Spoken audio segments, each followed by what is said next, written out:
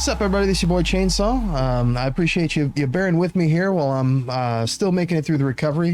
Just taking it one day at a time, not trying to overdo it, or overkill or anything like that.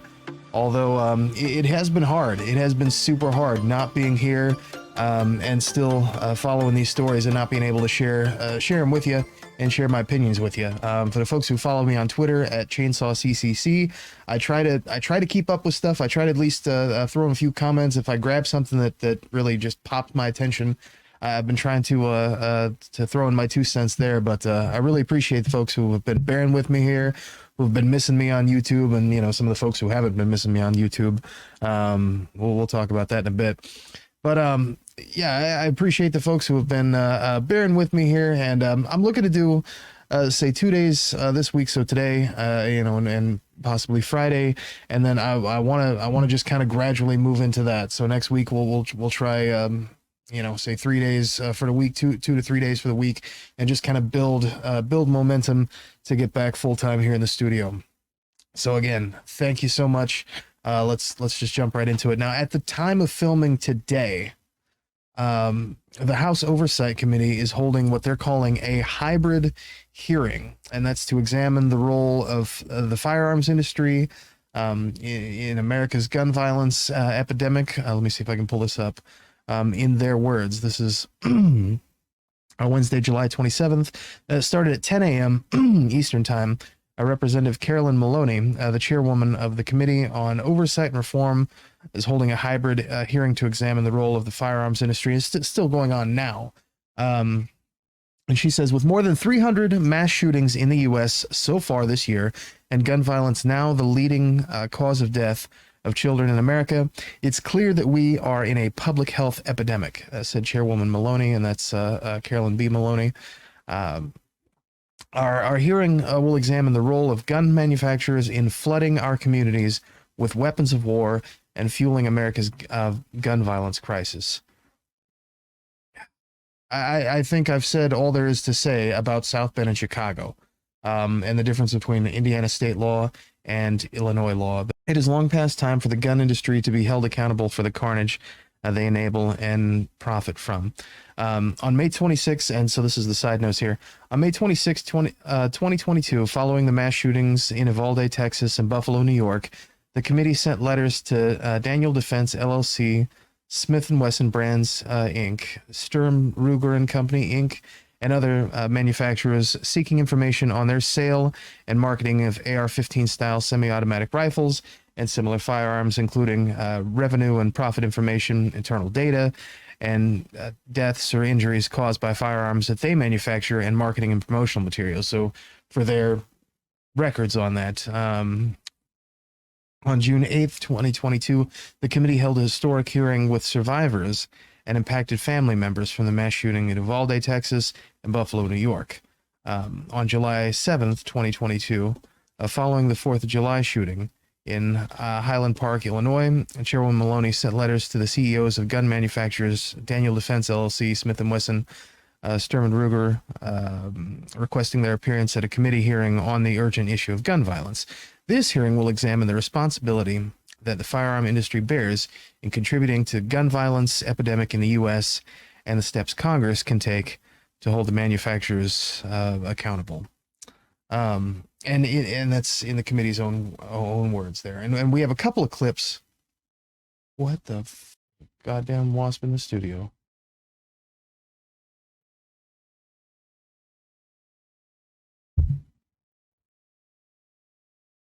Hold that thought, folks.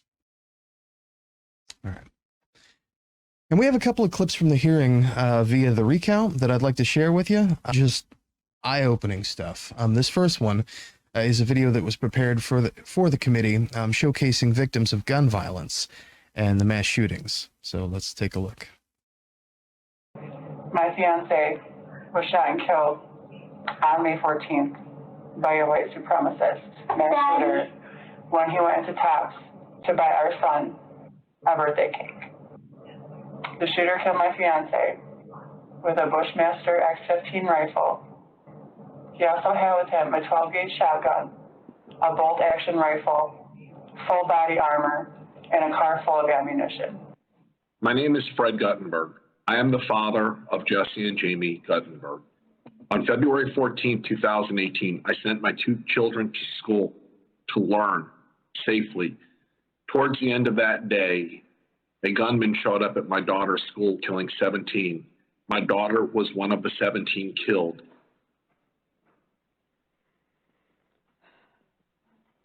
These people? I want to know, what are you doing to stop these shootings? Do you know how many children have been exposed to gun violence in schools since Columbine? What are you going to do I'm okay. to make sure that your products don't get into the hands of a white supremacist mass shooter ever again, who will take a child's father away? I'm okay. So just powerful stuff. I mean, and that was how the committee hearing had opened. The next clip is just truly disgusting. These next couple of clips here, I should say. This is Republican Representative from Louisiana, Clay Higgins, openly calling for, well, and you tell me, it sounds to me, and apparently I'm not the only one, it sounds like Clay Higgins is openly calling for violence against law enforcement. Listen to how he words this. I'll play it for you more than once, but not more than twice. But I want you to consider what we've discussed about stochastic terrorism and see if you can connect the dots here in what the congressman is actually saying. Let's take a listen.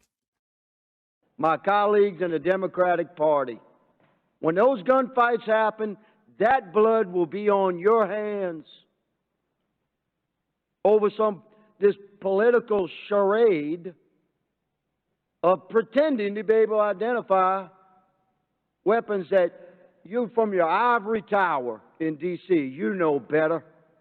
I can define the weapons that Americans shouldn't have the right to own. It's already, we can't buy a tank or howitzer or caliber above 50. When those gunfights happen, when those gunfights happen,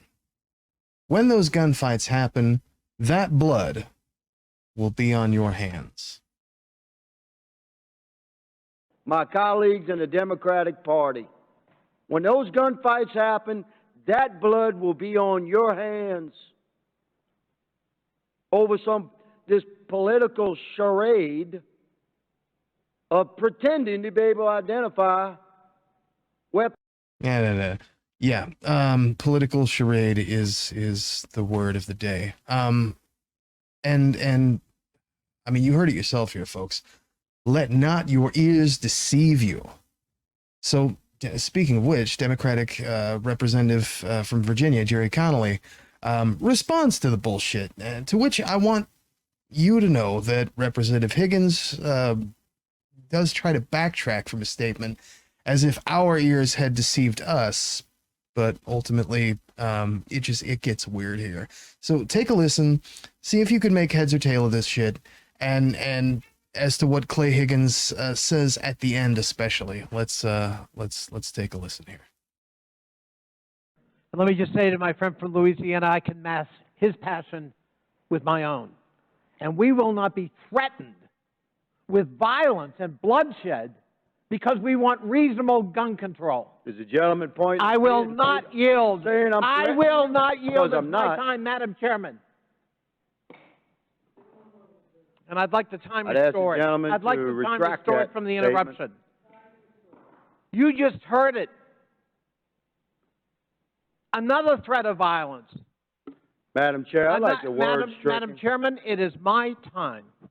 Madam Chair, point of order. Point of that. order, Madam Chair. Can I put up? Point of Can I order. put up? Members will suspend. The gentleman has a point of order. Madam Chair, the gentleman from Louisiana requested a retraction, and I do believe that Mr. Connolly said something that was not what Mr. Higgins said, and I don't feel that with our rules you're allowed to say things that are not true. Okay. Mr. Conley, will you retract? I don't know what it is I'm expected to retract. I heard. You pointed at me and said I was threatening you, brother. If I can finish, Take Madam it back. Chairman, if I can finish in response to your question, Madam Chairwoman, Right, pardon? I heard the gentleman from Louisiana say that blood would be on our hands if we attempted to pass legislation that could yield to his imagination, apparently, of ATF agents and FBI agents going to someone's front porch and taking away their weapons. And what I heard in that remark was an implied threat that people would resort to violence. Respectfully, I accept the gentleman's tone. He's my friend and colleague. We disagree from time to time, sometimes passionately, but I accept the tone of your explanations. I thank my friend. I withdraw my request to have the word stricken, Madam Chair. I accept his tone that I just threatened the shit out of you. And again, as if he had just realized that he literally threatened violence against law enforcement and using the most idiotic and gullible Americans as both political and literal bait and weapons against his ideological opposition. Truly disgusting, and nothing that we would not expect at this point from any seat holder in the Republican Party as it stands today. So speaking of the bullshit from the party of law and order, I want to show you a couple of clips side by side of Donald Trump speaking at the American First Policy Institute, so the AFPI for short. This first one is the de facto kingmaker of the GOP, whose members you just heard threaten violence against, FBI and law enforcement. But see, this version of the Republican Party is so fucking pro-law and order, and the left are actually the ones who apparently are anti-police. Let's take a listen. The radical left's anti-police narrative is a total lie. Let's call it the big lie. Have you ever heard that expression before? The big lie. That's why next year our new majorities in Congress should vote to strengthen qualified immunity and other protections for our great police officers. They have to become our heroes. They are mine, but some people, they don't feel that way. They're going to have to feel that way if we're going to have a great country and a safe country. So, according to Trump, the police are his heroes, even though he allowed them to be attacked by the people he loves for literal hours before he did anything besides watch TV and eat fucking popcorn. But he's right, though. People are going to have to feel however the police want them to feel with strengthened qualified immunity. If you didn't think it's possible that these folks could get any more authoritarian, well, sit down and you want to make sure that you got your shoes on, because this next video might literally knock your socks off. Trump is so fucking pro-law and order that he actually wants to send armed soldiers into Chicago to do what? I have no idea. And it doesn't actually appear that Trump has any idea either. So let's take a listen. Where there is a true and total breakdown of law and order, where citizens' most basic rights have been violated, then the federal government can and should send the National Guard to restore order and secure the peace without having to wait for the approval of some governor that thinks it's politically incorrect to call them in. When governors refuse to protect their people, we need to bring in what's necessary anyway. We have to go beyond the governor. Another 60 people were shot. Think of this. It's not even possible. Were shot in Chicago over the weekend. In Afghanistan, for 18 months, not one of our soldiers was killed. And they had that number of people shot in Chicago over the weekend. Think of it. Many died, by the way, many died. When that many are shot, a lot are going to die. And this is constant in Chicago. And this cannot go on anymore. Every other approach has been considered and tried. No, they haven't. The one thing that could possibly, I mean, we just watched it. The one thing that could possibly make a fucking difference. Or again, we've spoken countless times just on this show. You don't even have to look too far. Anybody else in independent media who has a YouTube channel, who, you know, is on Twitch or whatever, has very likely spoken countless times just this fucking month.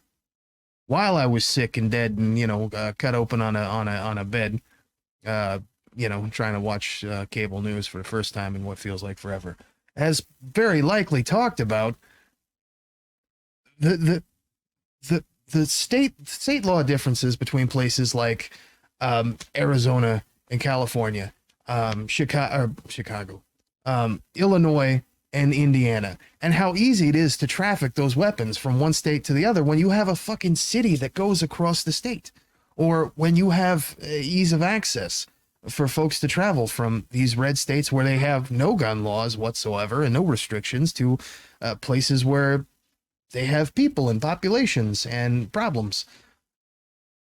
And they can arm the shit out of them. Of course, it doesn't work that way if you don't consider the big picture. But again, that's not something that, you know, you're going to hear the Republican Party talk about. It's not something that you're going to hear Trump talk about.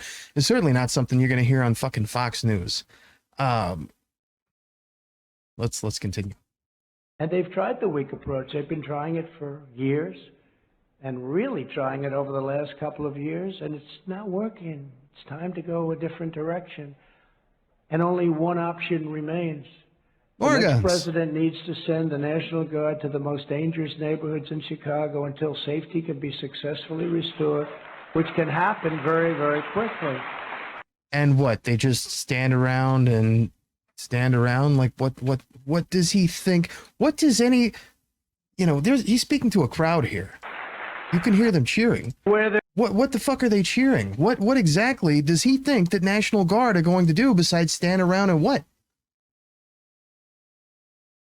I mean, what are they supposed to be doing? Is their presence going to prevent crime? I don't know. Does military presence prevent crime from happening in and around any other military installation anywhere in the fucking country? I can definitely tell you from firsthand experience living in and around those facilities, it does not.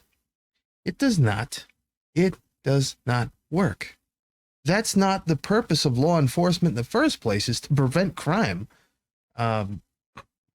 Jesus Christ, it's like this, and the entire Republican voting populace has given themselves a fucking lobotomy. I mean, I think it goes without saying just how dangerous this kind of rhetoric is. And how the new face of the GOP is not only a threat to small d democracy, but to our country in general, to the American way of life. But, you know, the general and open shift toward authoritarianism and toward fascism. I mean, all of these little dangly fucking parts are a literal danger to just the American way of life, but like actually to American lives. I mean, this is the kind of shit that will eventually get more people killed than would have otherwise died without it. And we aren't talking about a lack of health care. We aren't talking about unregulated manufacturing, you know, faulty fucking accelerator or brakes or poorly regulated, you know, food manufacturing, you know, like the old Republican Party that we all grew up with. The face of the GOP today will get people killed, not through neglect, but as a direct result of literal violence. At this point, folks are looking back to the good old George W. Bush years with nostalgia, you know, and for good reasons. The children who grew up with Nixon and Reagan and Jerry Falwell, and, you know, Jimmy Swaggart's bullshit voices in their head, you know, and who raised their children with you know, a kind of poorly echoed, you know, moral sentiment from these douchebags, those folks are running the show. And they don't have the class or the need or want to be in the closet about who they really are anymore.